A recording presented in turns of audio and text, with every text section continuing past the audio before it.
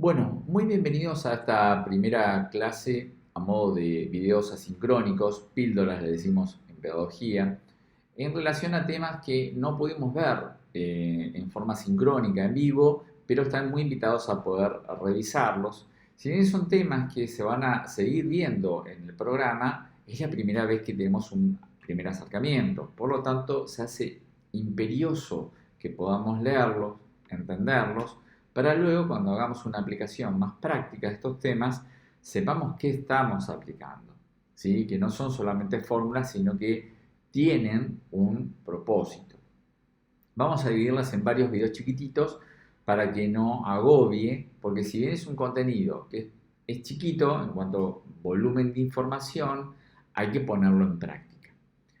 El primer tema, ¿sí?, es teórico, es entendernos cómo los datos de la epidemiología descriptiva y analítica, principalmente de la forma descriptiva, necesita que se ordenen, ¿sí? Ustedes piensen que hay tanta información, no solamente de una enfermedad, sino de estilos de vida, de condiciones, de eventos, de personas, que yo necesito que toda esa información esté ordenada, ¿sí? Y una manera de ordenarlas es entenderme lo que se llaman medidas y escalas de medición en la epidemiología. Este es un tema que también lo van a ver en metodología de la investigación, por ejemplo. Entonces, algo que empieza a ser importante cuando yo observo una persona, valores de tensión arterial, conductas de las personas o hasta decisiones que toman, todo eso son variables, es decir, son atributos o características de un evento, de un grupo de personas, de un grupo de estudio, de una situación que pueden clasificarse, ¿sí? La variable entonces es todo aquello que objetivamente puede ser tomado en cuenta, medible, observable, monitorizado y por lo tanto se le puede otorgar mucho de objetividad, ¿sí? De acuerdo a cómo estas variables se identifiquen, va a haber una primera etapa de identificación cualitativa y otro del tipo cuantitativa. Ya más o menos todos sabemos que cuando algo te dice es cuantitativo, tiene que ver con cantidades, con números. Y vamos bien por ahí. Y cuando nos dicen que algo tiene un desempeño cualitativo, hace a una característica de calidad, ¿sí? O de cualidad, de aquello que se muestra, pero no necesariamente a partir de los números. Entonces, esa es una primera parte importante de cómo las variables se empiezan a identificar o a clasificar en cualitativas y cuantitativas. También algo muy importante es que según el lugar que ocupen las variables y se muestran como causa o como efecto dentro de una enfermedad, de un problema, de una situación, esas variables se van a mostrar independientes cuando son causas o dependientes cuando sufren el efecto de lo que fue una causa. Por ejemplo, cuando una variable produce un cambio en otra, se considera a esa primera variable como independiente o causa. Y la segunda, que sufre el embate de la primera, es el efecto, ¿sí? Por ejemplo, en el dengue es dependiente de los factores climáticos o ambientales de una población para que haya más o menos dengue, ¿sí? Es decir, el dengue existe, pero él depende como enfermedad de ser más o menos virulenta en relación a cosas que lo afectan, ¿sí? ¿Y qué lo puede afectar al dengue? Como causas que lo afecten. Y el clima, las lluvias, la recolección de líquidos en lugares inapropiados, que no se descacharree, ¿sí? Todas esas situaciones son variables independientes, pero el que sufre las consecuencias es la magnitud con la cual el dengue aparece. Entonces el dengue se vuelve una variable dependiente porque sufre el embate, los efectos de un montón de otras variables independientes que pueden o no surgir todas o algunas o en simultáneo. Las variables se muestran cualitativas y cuantitativas, habíamos dicho recién. Y tenemos como un subtipo o una forma de clasificarlas. Las cualitativas, que hablan siempre de aquello que se muestra y no es numérico, pueden ser nominal dicotómica y nominal no dicotómica. Las dicotómicas es cuando solamente tengo dos posibilidades de algo por observar de esa variable. Acá hay un ejemplo que caducó, que es el género, porque hoy géneros hay más de dos.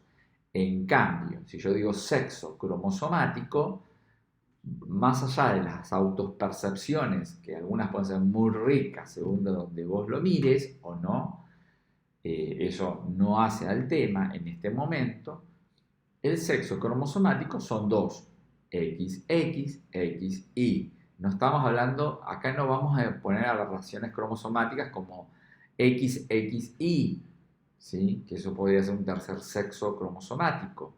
Vamos a los dos sexos canónicos cromosomáticos, normales, XX, XY, más allá del género de la autopercepción que se tenga. En cambio, las formas no dicotómicas es cuando hay más de dos posibilidades, ¿sí? Por ejemplo, la etnia, americano, afrodescendiente, asiático, europeo, de alguna comunidad indígena en particular, ¿sí? Entonces, la etnia, que ya una vez lo habíamos hablado, tiene más de dos posibilidades. El género es no dicotómico hoy, ¿sí? Lo cuantitativo, ¿sí? En cuanto variable, tiene una clasificación. Puede ser ordinal, puede ser discreta y puede ser continua. Mirá, vamos de la más fácil, la continua. Las variables cuantitativas que se clasifican como continuas es cuando sus valores son infinitos y siempre están acompañados, ¿sí? De fracciones. Por ejemplo, si yo digo que tengo una glucemia de 140,2 miligramos decilitro, es infinito, porque los números son infinitos, en relación a que no son cantidades enteras. La talla es un número infinito, 1,73 metros de altura, 1,58 metros de altura. El peso es infinito, peso 73,500 kilogramos, ¿sí? Las cuantitativas discretas, las cantidades siempre son enteras, ¿sí? Por ejemplo, ¿cuántos eventos tuvo usted de infarto agudo de miocardio? 1, 2, 3. No pudo haber tenido 1,5 eventos, ¿sí? ¿Cuántas veces usted enfermó en este año? 5. No pudo haber enfermado 4,8 veces, ¿sí? Entonces, lo discreto siempre guarda una relación directa con los números enteros, ¿sí? Y los eventos observados son enteros. Lo continuo invita a la posibilidad de la fracción, ¿sí? Entonces, las características se vuelven infinitas, se dicen matemáticamente, porque están acompañados de la fracción. En cambio, una cuantitativa ordinal tiene estratos prefijados, ¿sí? Por ejemplo, el nivel socioeconómico. Yo voy a decir que toda persona que gane menos de 70.000 pesos no alcanza a cubrir la canasta básica y se considera que su estrato social es bajo. Entonces, toda persona que tenga un caudal de dinero que ingrese a nivel familiar menor a ese valor, estará atrapado en ese estrato social bajo. En cambio, si digo, la clase media baja va de 90.000 a 150.000 pesos, todos los que cumplan el requisito de ganar ese dinero en una familia estarán en ese nivel socioeconómico, ¿sí? Pero está prefijado, ¿sí? Son ordinales porque el estrato está prefijado previamente y la persona no queda otra que demostrar aquello que tiene para saber a qué nivel le va a corresponder estar. Muy bien. Ahora vamos a pasar a las herramientas que nos permiten medir el comportamiento de estas variables. Y vamos a ver primero el comportamiento de las variables cuantitativas, que acabamos de verlas. Las cuantitativas pueden ser, siempre son numéricas, pueden ser ordinales, discretas o continuas. En cuanto a las herramientas, ahora vamos a ver, digamos, el núcleo de las herramientas, con algunos ejemplos, pero seguramente en materias más adelante o en una segunda evaluación parcial de la introducción a la salud pública, requieran el uso de estas herramientas a partir del estudio de casos en una población. Por lo tanto, esto es así importante poder aprenderlo. En una primera instancia de evaluación parcial, seguramente nos pidamos resolver algunos casos muy pequeñitos y entender el concepto, ¿sí? Pero en una segunda evaluación, seguramente ya pidamos una observación en el marco de una población y poder calcular esto con mayor rigor científico. Las herramientas que nos permiten determinar las variables en estudio en cuanto cuantitativas siempre buscan lo que se llama su localización y la tendencia central que muestran estos datos observados, ¿sí? Es decir, vamos a ver la media aritmética, o también llamado promedio, muy conocido, la mediana y el modo, y siempre estamos buscando aquello que más se observa, más se repite, aquello que pareciera que es el número que prima o es promedio, o el lugar en un ordenamiento de datos que se muestra como el lugarcito que deja ver observaciones por igual cantidad por encima o por arriba de ese número. Ahora vamos a ir a ver cada uno con algunos ejemplos para que lo podamos entender mejor. Primero, la media aritmética o el promedio. Promedio sacamos todo el tiempo, ¿sí? Entonces es el más familiar para todos. El promedio es una medida de centralización, se dice, más, porque tengo la mediana y tengo el modo. ¿Cómo se calcula? Bueno, esta es la fórmula, ¿sí? Si ustedes tienen, acá tienen la fórmula de cómo se calcula el promedio. X1, X2 son los diferentes datos observados. XN, todos los datos que yo quiera imaginar por sumar. Primero sumo todos los valores y luego los divido por el número total de observaciones. Y esa es la manera en que voy a obtener un promedio, ¿sí? Por ejemplo, la media aritmética, ¿sí? Estamos en media aritmética o promedio, ¿sí? También le ponemos X con apóstrofe, es igual a, yo por ejemplo sumo las edades de personas que entraron a un consultorio, ¿sí? A un policonsultorio. Entró un niño de 4, uno de 6, uno de 8, uno de 10, uno de 16 y uno de 28, ¿sí? Personas diferentes que atendió un médico, vamos a poner un médico de familia. Entonces, quiero calcular el promedio de edades de personas que consultaron a este médico en el transcurso de un tiempo determinado. Entonces, sumo las edades de todos esos pacientes, lo divido por el número de pacientes que el médico atendió y el valor es 2. Es decir, el promedio de edad de pacientes que atendió ese médico o ese enfermero en un consultorio a lo largo de una jornada es de 12 años, ¿sí? En este caso que estamos usando la edad. El promedio generalmente, como es tan conocido en la población, no suele ser un problema. Vamos al que puede ser también más fácil, ¿sí? Y después vamos a dejar para el último el que puede traer una pequeña complicación, porque no es tan conocida. Entonces, promedio, todos sacamos todo el tiempo. Vamos a otro que es también muy conocido, la moda o el modo. Cuando decimos que algo se volvió moda, ¿qué significa? Es algo que repetidas veces vemos en la calle, como la gente viste, se volvió moda comer un determinado alimento, es el que más se vende, es el que más se consume. Entonces, la moda o el modo Es un valor que reconoce aquello que con más frecuencia se está presentando, se está mostrando, se está consumiendo. ¿Sí? ¿Cómo se puede calcular? Mira, es muy fácil. Es el valor de la variable que más se repite en una serie de datos. Vamos a un ejemplo. Ponele que yo soy enfermero de un vacunatorio y digo, bueno, eh, ¿cuál fue, ¿sí? De los niños que hoy vacuné, de su edad, qué más se presentaron? ¿Sí?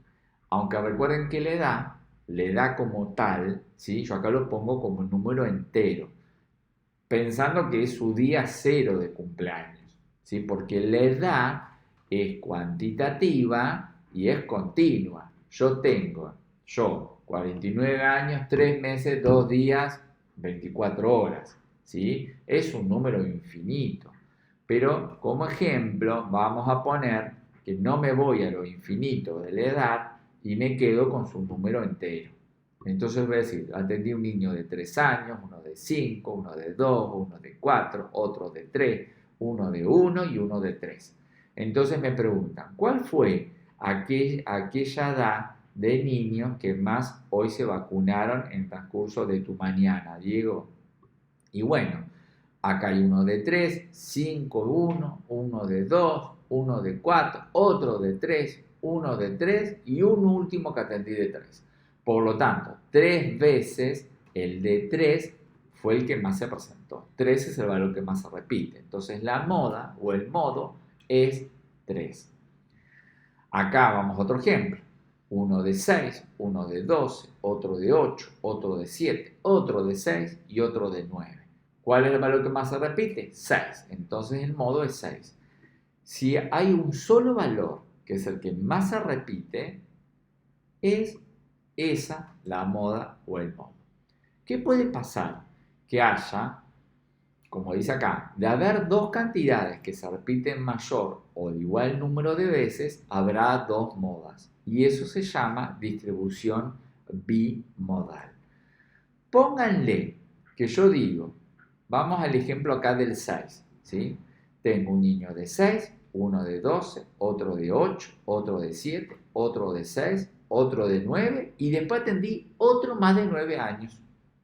Entonces, los dos valores que más se repiten, en ese caso, si yo digo que otro chico más de 9 años terminé de atender después que atendí al de 9 antes, voy a decir que tengo dos niños con iguales edades que más se repitieron. 2 con 6, 2 con 9. Ahí tengo un valor bimodal.